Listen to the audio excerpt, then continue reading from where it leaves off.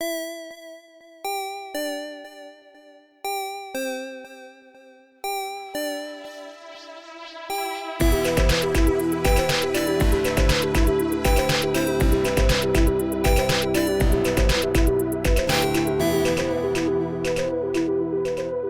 I feel like you guys will appreciate this. I don't know if your phone ever gets this way, but every now and then I will play a song on my phone and it will get stuck there. So like no matter what else I change it to, whenever I start my car and connect it to the Bluetooth, it automatically goes back to that one song and I can never get it to come off of it for some reason. Even though I never listen to music, I'm always listening to podcasts. I have that same problem. So what has been happening for the last almost month now, I have my volume jacked up because I'm listening, like right now I'm listening to the Magnus Archives and it's very quiet. It's very good, but it's hard to hear in the car. I start the car and what blares out of my car's speakers is the Sea of Thieves music.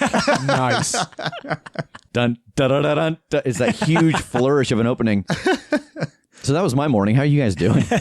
Good. Mine is like, I downloaded like 100 classic pieces of music, like, orchestra type music and everything. And the one that comes up is like some symphony that's very sweet and quiet and everything. And I'm like, oh, that's nice to begin my day with. Oh, I guess. no. Yeah, all right. It's a funeral dirge. Yeah, it really no. is. Like, going to school now, I guess so. My car has a tape deck, so I can't relate. What's tape? Yeah. Just a reminder, we are now into October, and we have the Halloween costume contest going on. The deadline for that is November the 4th. So again, all you got to do is send us a photo of you dressed in costume and enjoying some Halloween festivities. We will enter your name into a drawing for one of our hoodies, and if you can get our logo in there somewhere or something related to the show, we'll put your name in twice. You can submit those photos through the website or through the email at thecast@theCritshowpodcast.com. How many can the cast put in? No. Oh, okay. I'm going to put 6. Oh, no. He's going to use aliases, and he's going to dress as one of the characters from Alias. You're never going to know because I'll have a costume on. That's true. I won't recognize you. Both the Marvel alias and the Jennifer Garner alias from CBS. That's all of Tass's costumes this Halloween. Just different Jennifer Garners. I dig it. We do have the time slots for our games at ArcadeCon, so if you're going to be there in Dayton, Ohio, this is on November 8th, 9th, and 10th.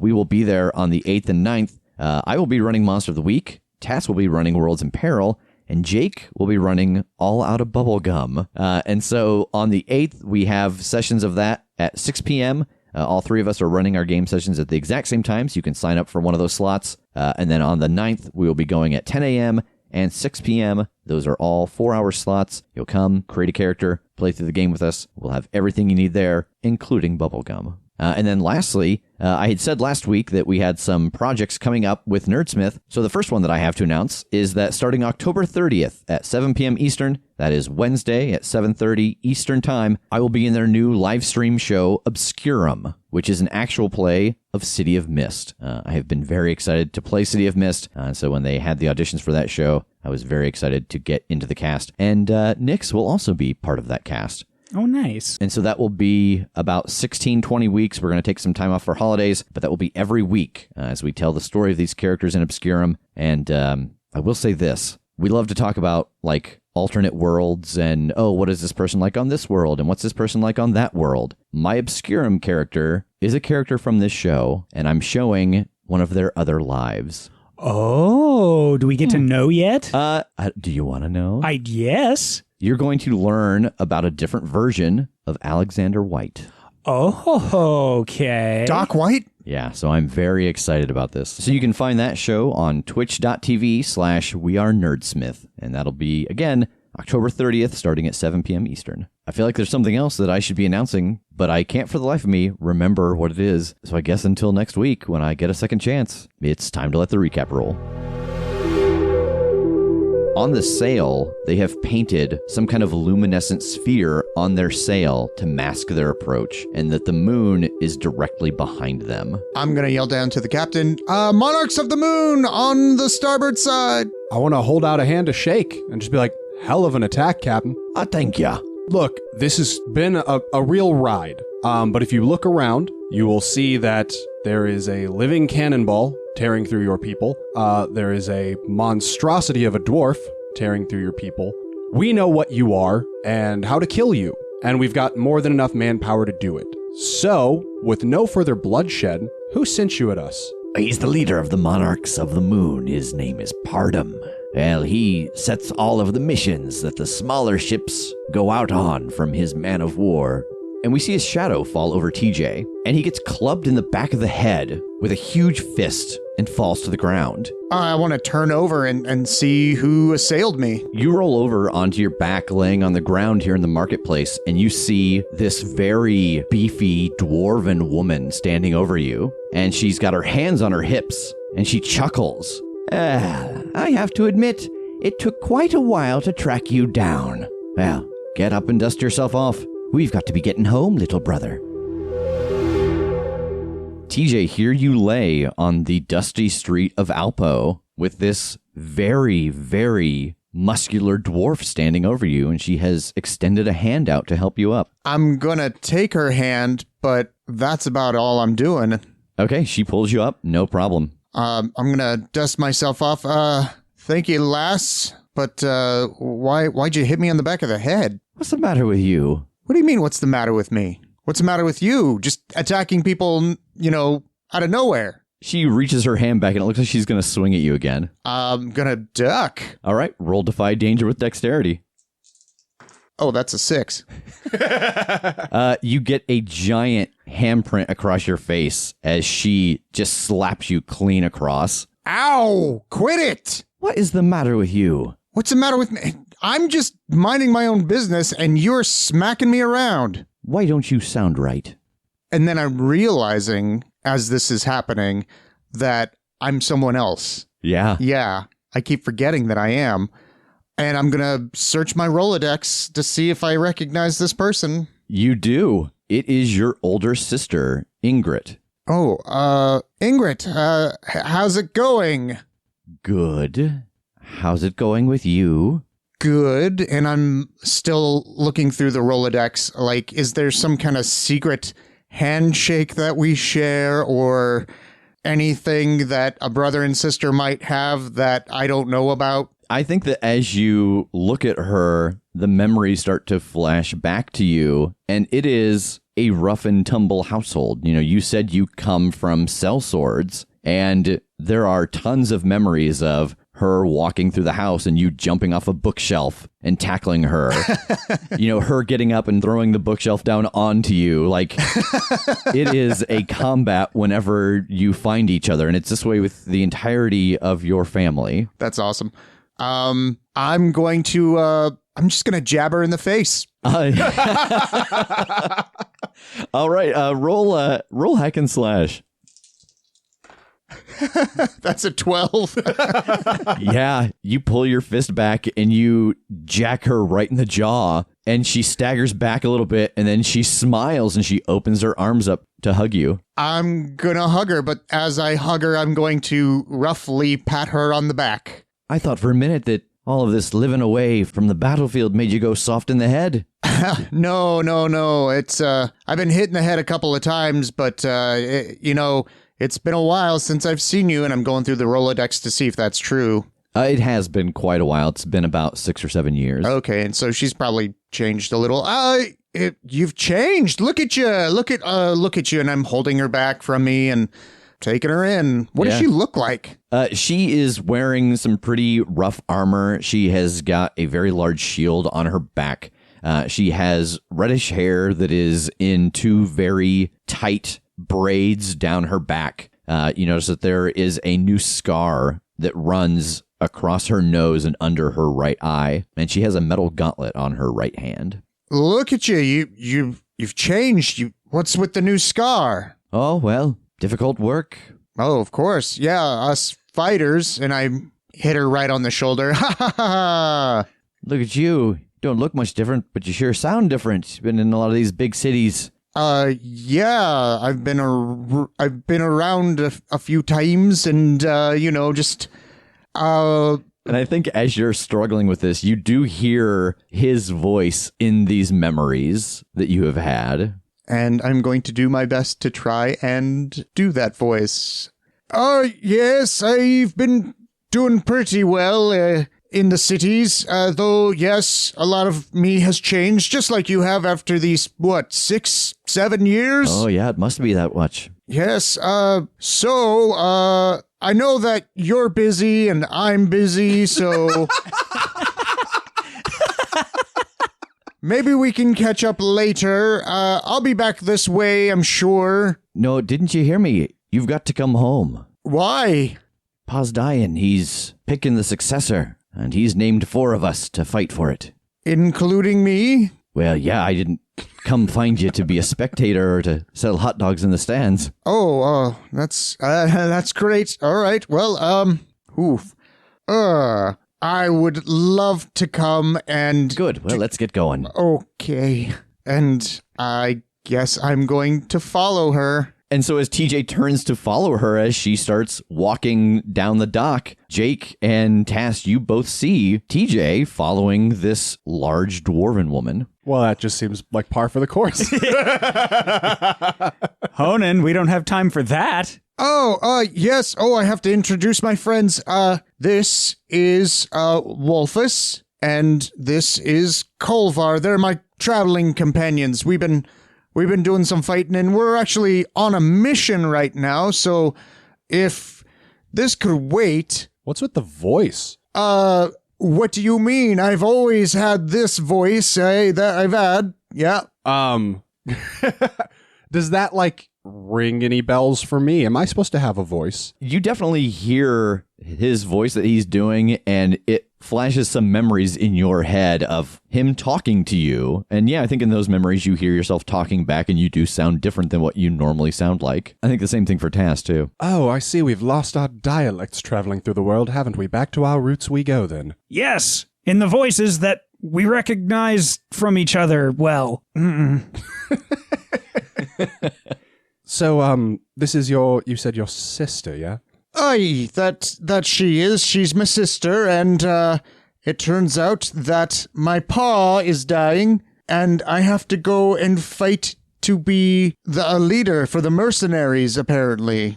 I mean, I want to look at Ingrid and be like, do you want to be the leader of the mercenaries? Oh, well, we all do. Well, then there's no harm if he decides to concede his right to compete, is there? And she just starts laughing. Yes. What's so funny? Well, I mean, if you don't come home, 1, you won't see Da before he dies, and 2, I mean, you'd be ostracized and hunted. It'd almost be like you're dead. Yeah, almost. And I'm going through my Rolodex again and seeing whether or not I even had a good relationship with my family or even my father or anything. Oh, yeah. You are out in the world trying to prove that you would be a fit leader for the Iron Striders, who is the group of sellswords that your father is currently the leader of. And I'm having this realization while this conversation is happening. Oh, okay. Well, is it anywhere near here? Is he around, or is he at home? Where has Pa chosen to die? No, he's back home. I'm going through the Rolodex. Do I know how far away the city is? You told the story about the mountain range of Golgar, and this is the city of Golgoroth, which is just below that mountain range. And it is about a day's travel. It is underground. To get there is the fastest way because the seas there are strewn with rocks. And so it makes it very hard for ships to get through in any kind of expedited time. And so the dwarves who live there actually dug an underground tunnel to get from that continent, which is Vargos, to here. Like to the city of Alpo, or just to this continent? It does come out in the city of Alpo. It was specifically for this continent because Alpo is one of the largest cities, so that's where they connected it to. Gotcha. So kind of their version of the subway. Intercontinental more like subway. the channel. Oh, okay. Isn't that the one that connects 2 continents? Yeah, France and England. Yeah. Well, boys, it's about a day's worth for me to get back home under a tunnel. So I'm wondering if we shouldn't go to this place, because it's just a day out of the way. How about we huddle on this? Yes, let's have a group huddle. Okay, and I guess we'll get into a huddle. And she is still looking at you very confused, but she takes a step back. Okay, Grandpa is expecting us, And that's like priority 1. So I feel like we need to stick to that, right? Like what you would be doing for this family, we're doing for a dead man. When we're gone, Honin's not coming back. I know. And so it makes no sense, even if I win this thing, that I'd be passing it on anyways because somebody else would fight over it. So why not just kill 2 birds with 1 stone and just say no and go? Only point of interest I can think of, and it's very conditional. What if we need an army in this world? Why? I mean, Nash is here. He's doing something. I mean, if we have the potential for backup, even if that's just him going to stay in good graces and not take over, he'd be in the good graces of this mercenary army. That's pretty dope to have up our sleeve, right? Yeah. But that's if. That's a whole lot of if, when really the only super pertinent goal is to find Grandpa and make him safe and see what he knows about what's going on here. Okay. Maybe we can, like, negotiate with her to give us the couple days to find Grandpa and get him home first. And then we go do this. Okay, I mean, yeah, I like that, because that would probably reflect poorly if we're like, hey, we're in the middle of a thing. You know, if your leader's in the middle of a mission and then somebody's like, hey, come home and see your dad. And they're like, yeah, F this. Like, that isn't really the sign of a good leader, right? Oh, yeah. Like, so I need to, like, show her that I have to keep my promises, that sort of thing. Yeah. Oh, okay. Yeah, swing this as like I'm a leader. I commit to what I promise to do, and I do it to the end. Oh, yeah. Okay. And break. Sis, is there any way that we could maybe have a couple of days to go and finish our mission? Because, you know, it would look bad on me if I were to go back on my word, because I promised these 2 I would help them with their mission and everything. Yes, what kind of message would it send to the rest of the mercenary company if their leader-to-be had abandoned a mission that he was honor-bound to come home? And she sighs. Let me see the contract. I left it in Nottermore by the Bay with their local mayor. You might have heard of Baba Yaga. Roll Defy Danger with Charisma. Okay. That is a 6. Damn it. I think that you know, as you say this aloud, that inside of the leggings on your armor, there is a compartment, and you realize that it's empty, and you know that the contract that a member is currently working always sits in that compartment, and the oath that the Iron Striders give is the contract is binding, and we move forward till the job is done. So if there is no contract there, there's no binding contract between you and that person. Well, and she just, what's going on? What do you mean, what's going on? You don't seem to remember anything. I remembered you. Did you? Well, yeah, I just needed a few hits to remind me, that's all. And you remember the way that we work. The contract you left back in, where was this now? Nottermore by the Bay. And the only reason I don't have it, and I show her my leg compartment, is because the contractee insisted that she keep it. What are you 2 doing? Strongly considering spilling the beans in their entirety, but I think for the moment, kind of watching and waiting to see how this plays out. Yeah, I think this is just full on biting my fingernails, just waiting to see if something else absolutely has to be said. Like, are you watching just the 2 of them? Are you looking around the marketplace? Honestly, probably not. I think I'm pretty enraptured with this argument. Yeah, same. So I think about that time, she raises her hand and she snaps her finger, and half a dozen dwarves step out from the crowd with weapons drawn. Get him to the tunnel. I don't know what's going on with him, but he's not right. We'll figure him out at home. And these dwarves step up and grab onto TJ's arms, and a few of the other ones lower their spears around him. Hey, are you... I think I'm going to look at Tass and then I'm going to sing the buffing song. I think it's time to hurt some folk. Okay, as he's singing, I want to go bighorn sheep, baby. Okay, and what are you doing? I want to essentially try to just ram at least one of them that's grabbed TJ. I want to knock him the hell off. All right, so Jake, roll Arcane Arts, and Tass, roll your Shapeshift, and then hack and slash. That's an 8 for my Shapeshift. Okay, you get a hold too. What do I get, baby? Oh, no. Punished. Come on. Probably. No, I got a 4. No. No. Jake. All right, so Tass turns into this big horned ram and starts to charge at the group. Jake starts to sing, and you see that she almost recognizes this song. Like, it should not be possible that she knows this song. But she steps forward in front of the group, and her gauntlet starts to glow, and she punches Tass directly in the horned head as he charges at the group.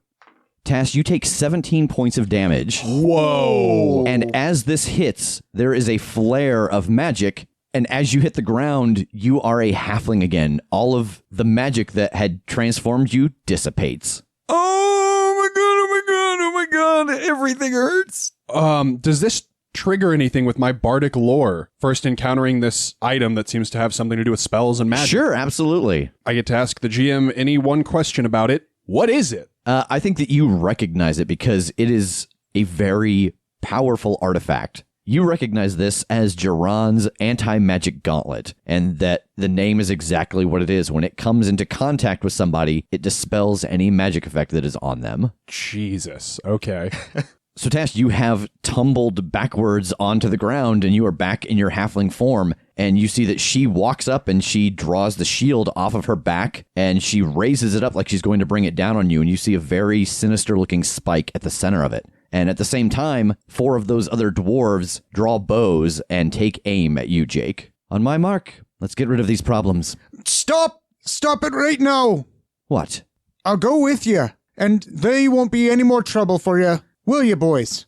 What the hell are you doing? I'm trying to save your life, is what I'm doing, and this is how I'm going to do it. I'm going to go with her. You two are going to look for James Francis Tincher. Do you understand? Because looking at these boys here, it seems to me that you wouldn't stand a chance against them. What if you don't stand a chance against them? What if everything goes sideways and you're by yourself? Then that's the way it has to be. And there's a bigger picture to think about here. The whole universe, you know, that thing? I didn't know if you were getting that or not. Fuck. This is a really scary idea to let him go by himself, but it seems very much like we're going to be executed if we don't. And don't worry about me, all right? I've got my big boy pants on, and I'm going to take myself by the belt, and I'm going to just kind of shift my pants a little. I want to... Am I close enough that I could, like, lean and just vaguely whisper at him? She's wearing a gauntlet that punches the magic out of things. Just keep that in mind. Oh, yeah. Okay. Okay, thanks. We can't just let you go. We have to do this. We have to complete the mission. And you two will complete the mission, but without me, because I'm going with her. Otherwise, there won't be anybody to complete the mission. You gotta do it. Besides, all you gotta do is take him back to Yaga, and I'll meet you there. Oh, boy. I think I stand, spitting blood as I do. I'm in no position to fight anymore. How many hit points do you have left, out of curiosity? Oh, 1, 2. Oh my god. I hate this. I hate it. I know, but it's got to be done. Don't worry about me. I'm the tank now, remember? I'm also selfishly a little worried about us. Strength in numbers. All right. Just we'll try to find you as soon as we can, okay? Same. She looks around at the group and nods and puts her shield back onto her back, and as she does, the other 4 dwarves resling their bows over their shoulders. All right, boys, let's get moving. And she turns and walks off with TJ.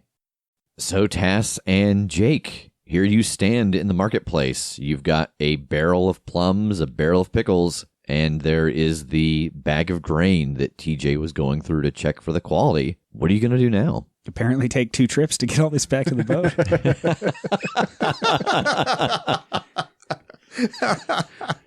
Yeah, take all this shit back to the boat and let them know that Honin will not be joining us on the rest of this journey because he had to go take care of other business. Who are you telling? Cordelia. She seems like she's kind of in charge of the, what's the word? She's HR for the boat. Kind of, yeah. Yeah, that's fair. Thank you. Suppose that means you'll have a little more room to stretch inside your stateroom. Hell yeah.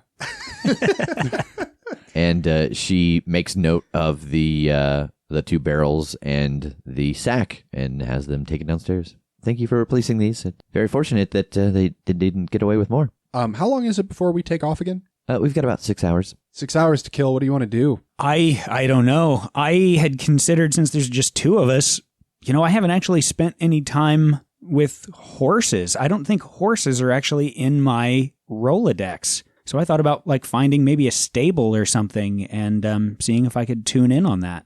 Sure, man. How long does that take? I mean, several hours probably. Okay. I might go take in some of the art and culture around this place while you do that, then maybe learn something about this town. I don't know. Yeah, that's a good call. I don't think it would hurt to just start learning who likes who. You know what I mean? Just in this wide world, who are sort of the good guys, who are sort of the bad guys. Yeah, good call. Can I use... So one of my moves is a port in the storm. When you return to a civilized settlement you visited before, tell the GM when you were last here. They'll tell you how it's changed since then. So we've established that I've been to Alpo because I've been to the museum. Yeah. I'm going to say that was half a century ago, probably. Elves are old and it's been a long time since he was enlisted, but I think that as part of a stopover, when he and his unit were going from place to place, they ended up in Alpo for an overnight or a couple of nights. And that was when he took the opportunity to go look around at the museums and learn some stuff about history and magic and whatever. But what has changed about this town since then? Structurally, not a lot has changed. It has always been a very beautiful and ornate city. That they have a lot of interest in the arts here. There is a place where they do concerts, they do plays, they have museums. They also have an academy here for various arts, which is very rare. And the thing that has changed since you were here last is you notice that some of the colorscape has changed. There used to be a lot of silvers and blues, and there's a lot more purple and gold now in some of the trimming and in some of the roofs of these buildings. And you actually know that that happens when there is a change of leadership, and that the castle on the hill is owned by the Sweetleafs. They're the ones who founded this city, and it must mean that whoever was in charge when you were here last, that their heir has now taken over the city. Well, this place used to look like the merchant district, but now it looks like the mage quarter. So I hate that I just feel that so hard. Okay. Yeah, there's been a change of leadership here. So I wonder if it's been a change, if, Nash and Benari are taken over or something, or if this has been a rebellious change. I might actually head up to the castle then while you do your thing and see who's in charge nowadays and what the deal is. Okay. Good call. Before we actually split off and go do our own thing, I should probably heal him because he's in real bad shape. Yes, please. Oh, yeah. Yeah, roll it. Okay. 10. All right, roll your healing. That's very good. That's 15. I need it. I need it so Sweet. bad. Okay. Thank you. That almost tops me off. So we should probably stop there for our own safety. Well, do you carry any bandages? Oh yeah, I absolutely do. Well, yeah, then you can top yourself off. Yeah, that's if you true. have to. All right, so Tass Looks at a horse for 4 hours. Tell me your secrets. just looking it dead in the eye. But he has to keep shifting since they have their eyes on the side. I imagine my studied essence is just me literally trying to mirror in halfling form just all of the little poses and the mannerisms. Have you seen the videos of the girls who do dressage as horses? Yes, absolutely. It's just that.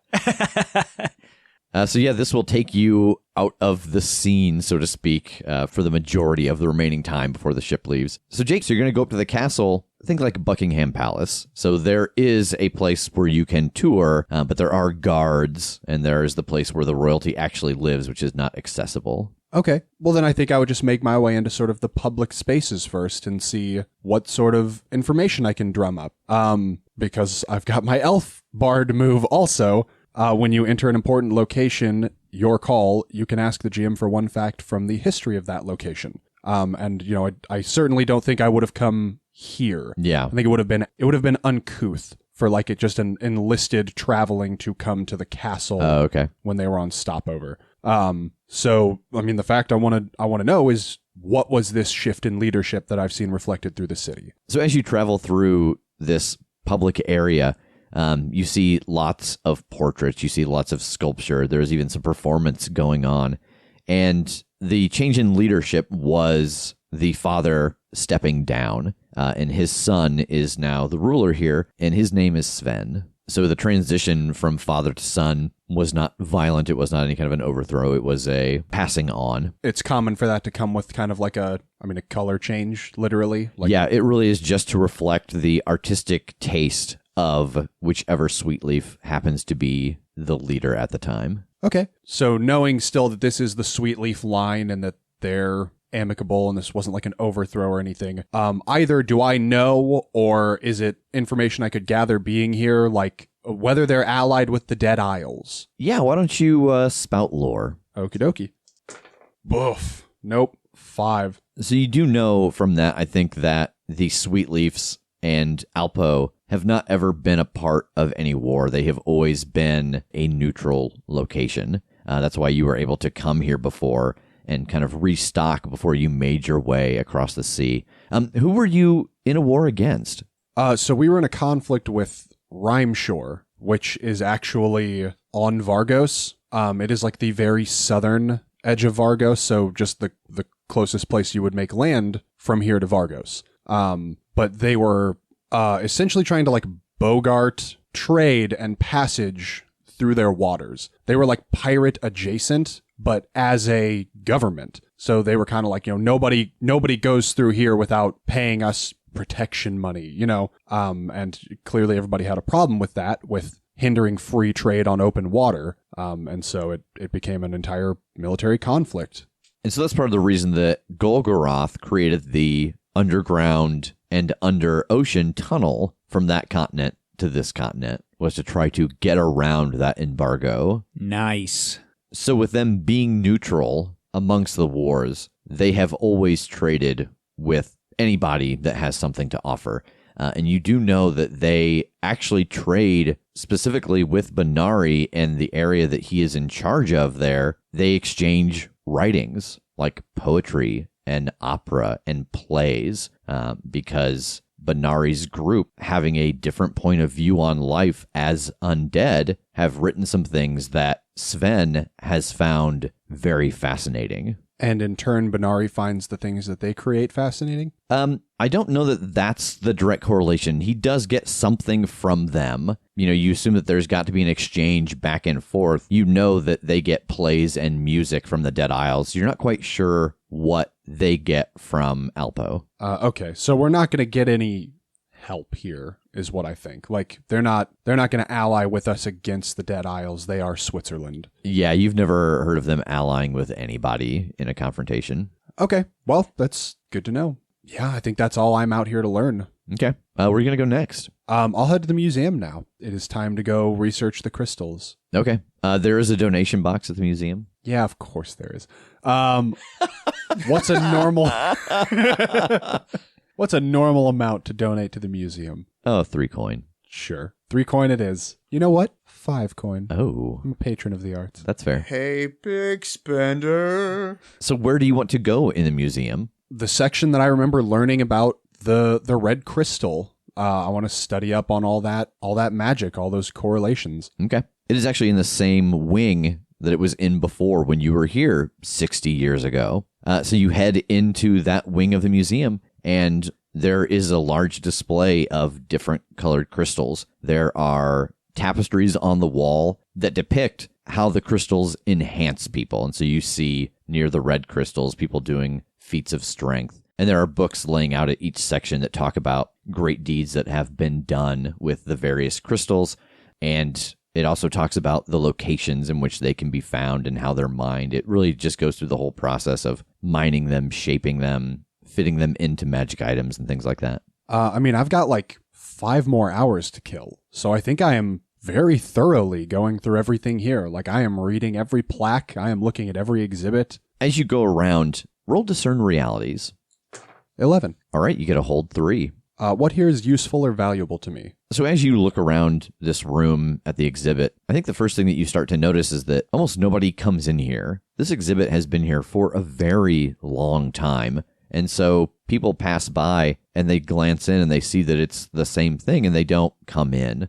So for a large chunk of the time that you're here by yourself. But as you were looking at the tapestry by the orange crystals, you notice that there are some scratch marks on the wall next to the sconce by the tapestry. What happened here recently? It looks like that sconce moves. It looks like it can be slid. I want to activate that and see what happens. So you reach up and you grab a hold of the sconce and slide it in the direction of the scuff marks, and you hear the grinding of stone coming from your right. Oh, what is it? I want to look.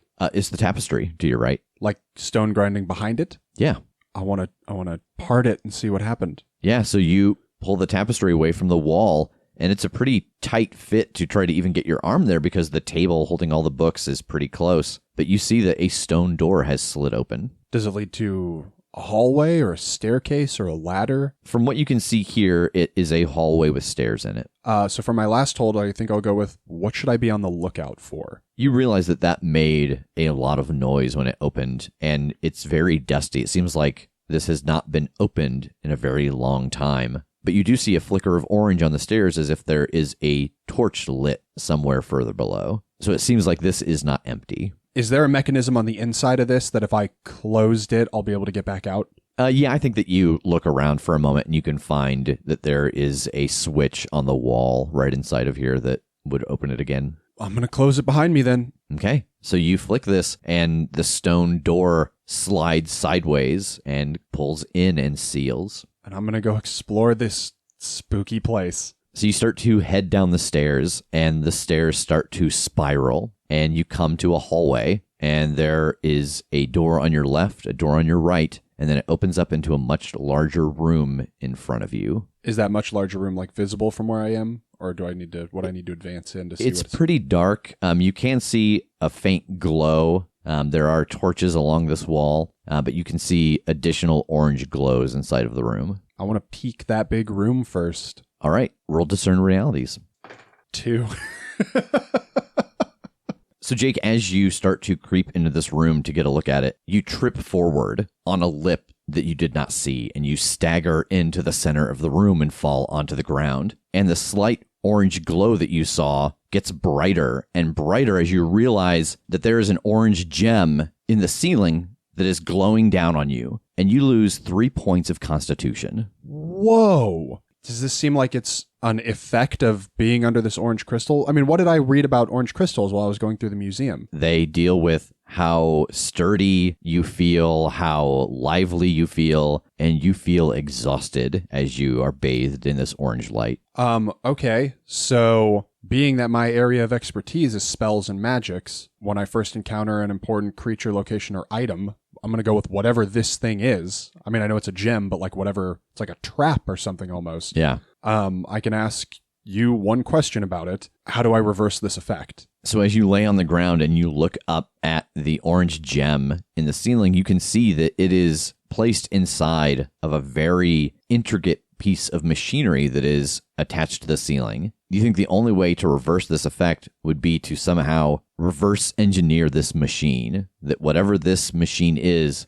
its purpose is to drain a target, and the only way to reverse it would be to somehow design a piece of equipment that could do the opposite. I would ask you how you know that, but I think that in this moment, it is Jake having seen TJ work on weird science machines. This is not something that Kolvar would necessarily know, but Jake sees a lot of strange technology. I don't think I will ask you how you know, because I think this is Jake is feeding the information, not Kolvar.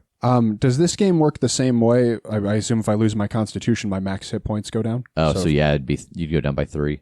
Okay, is there anything else in here? Like looking around, did someone trigger this? Is there somebody watching me? Yeah, so as you are sitting in this orange light, you have looked up and you have examined the machine, and you start to peer out of this dome of orange light around the room, and a figure steps forward into the light, and you can see very gray skin under dark robes.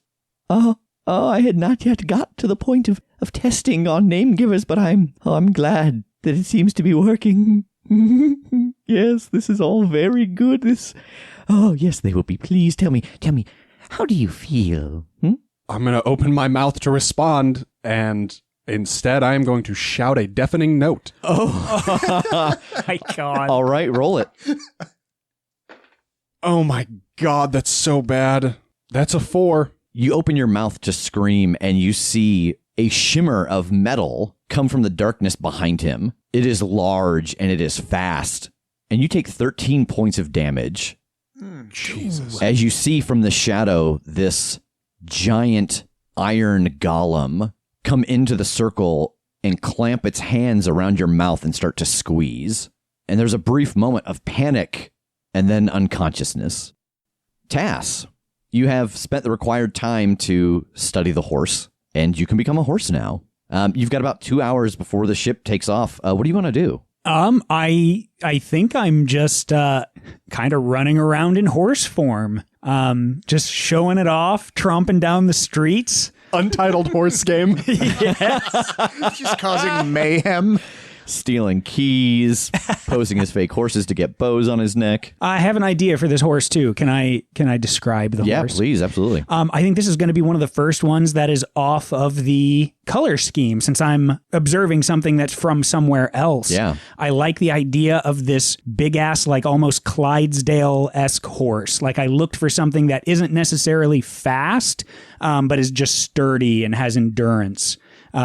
So I'm picturing like this big silver horse with its mane being like red and orange. Like that idea of strength and endurance and constitution is something that is bred into these horses from whatever land they're from. And then add ram horns. Excellent. So you do that for 2 hours. Is that what you do for 2 hours? Let me rephrase that. I do. I think I tromp around like that for a little bit, but then I'm just going to go back to the ship and wait for Jake. Okay. So you get back to the ship, and it is 5-10 minutes before they start to set sail, and Jake is not back. I think I'm kind of in a panic. Like, did he already go to the bunk? Like, is he here and I'm just an idiot? And so I look around all over the ship. All right, Tass, roll discern realities since you are searching the ship. That's a 9. Okay, you get a hold 1. I think with the idea, like, I'm kind of searching for him, but just what should I be on the lookout for? So as you go around looking for Jake, you don't see any sign of him, and all of his stuff is still on the ship. But you do notice that there is a crate that has recently been loaded on. It was not here before. It has very strange markings on it that you have not seen before while you have been in this world. Okay. Oh, man. As much as I want to, check every loot box, so to speak, I think I have to be true to myself right now, and I think that that's maybe a check mark in the back of my mind, and I am tunnel vision looking for Jake. Okay, so yeah, you make your way back to the top of the ship, and they are pulling the gangplank back. Everyone is getting into their positions, and you do not see him anywhere. Hey, where's the captain? As you ask that question aloud, you see that he is up by the wheel. I think I'm running up there. Hey, can I, pay you to just hold on for, an hour? Sorry, we've got things on here that are delicate, time sensitive. They've got to get moving.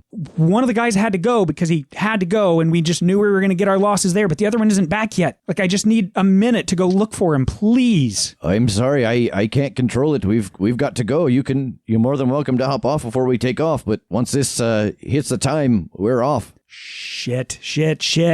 I am just running over to the side and just looking out, just scanning the crowd. Just anything to see if I can spot him. Yeah, you do not see him anywhere. Oh God. I don't know what to do.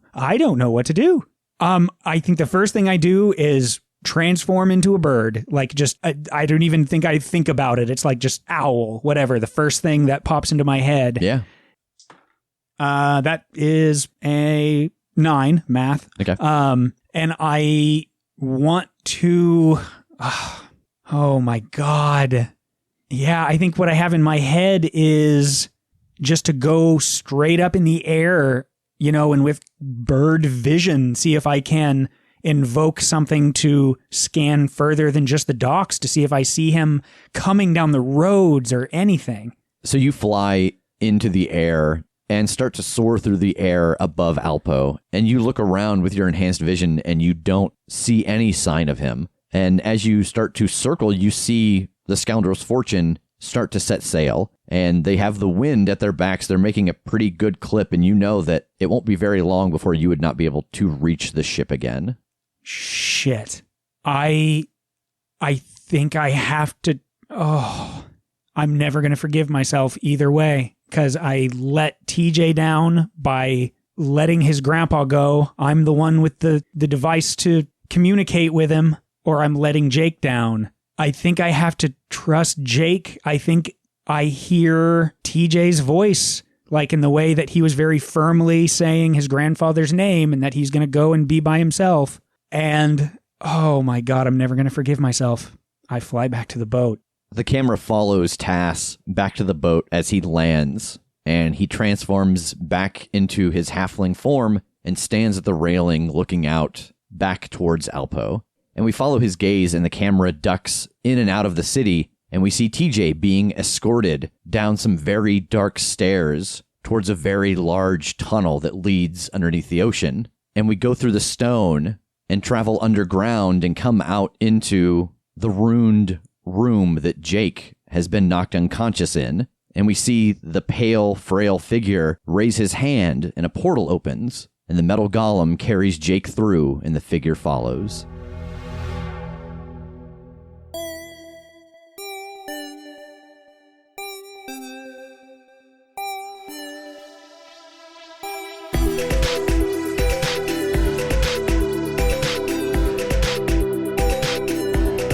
The Critshow is a Critshow Studios production, edited and produced by Brandon Wentz with music by Jake Purley. You can find more information about us at thecritshowpodcast.com. To keep up to date with upcoming live shows, contests, and other special events, follow us at The Crit Show on Facebook, Instagram, and Twitter. For even more weekly content, join us at patreon.com/thecritShow.